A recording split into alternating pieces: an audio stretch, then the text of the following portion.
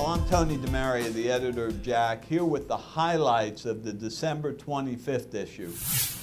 TAVR, or transcatheter aortic valve replacement, is clearly one of the hottest topics in cardiology, and the PARTNER trial was the major randomized controlled trial that compared TAVR to conventional surgical aortic valve replacements in patients who were either not a candidate for surgery or high risk. And in this issue of JACC, we have the cost-effective analysis of PARTNER A. That is a comparison between TAVR and surgical aortic valve replacement in high-risk patients. And these investigators carefully looked both at cost and survival and quality of life, and it was over the 12-month period of the study.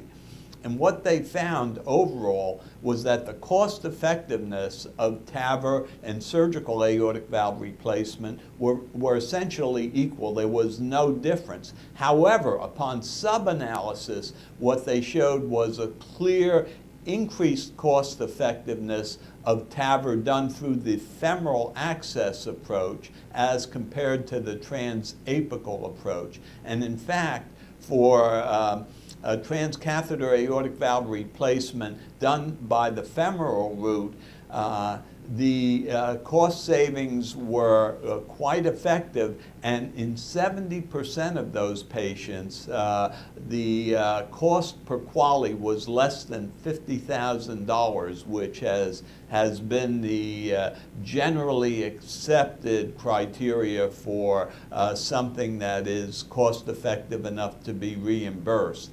Now, of interest, they allotted $30,000 for the cost of the TAVR valve as compared to just over $5,000 for the surgical valve. So there's quite a bit of difference there. What we can conclude, I think, however, is that TAVR certainly, when done through the femoral route, is cost effective as compared to surgery. Apically, it is not quite as cost effective, and so there will be a continuing push to develop transfemoral techniques to enable TAVR to be done. Significant ventricular arrhythmias following coronary artery bypass graft surgery are relatively uncommon. And so there's not much written about this, and in fact, to study this uncommon condition, one needs a very large database. And in this issue of JACC, we have just such a study, and investigators from Emory University went to the SDS database and extracted their own data on over 14,000 patients who underwent CABG, and they defined ventricular arrhythmias as either sustained ventricular tachycardia lasting over 30 seconds or ventricular fibrillation.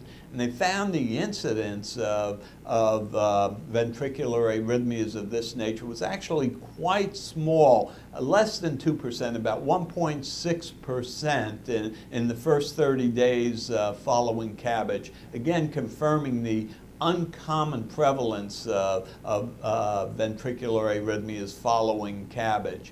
They found, not surprisingly, almost predictably, that these arrhythmias were more common in older patients, in patients with impaired left ventricular function, and in patients who had major comorbidities. Of perhaps greatest interest, a patient who experienced one of these arrhythmias in the first 30 days post-op after CABG had a significantly increased risk of mortality, about a 2.5 increase in hazard for mortality over a 3.5-year follow-up.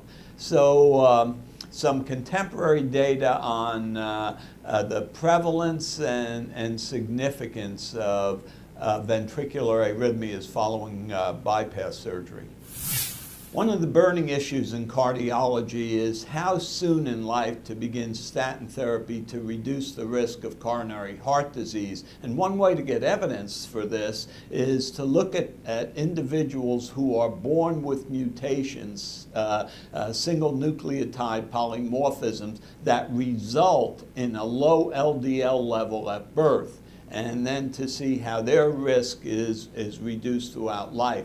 And in a somewhat statistically complex analysis, investigators in this issue looked at individuals who had 9 different mutations of 6 different genes, each of which resulted in a low LDL level at birth. And then they did a series of meta-analyses to determine how much risk was reduced in these individuals per unit of reduced LDL.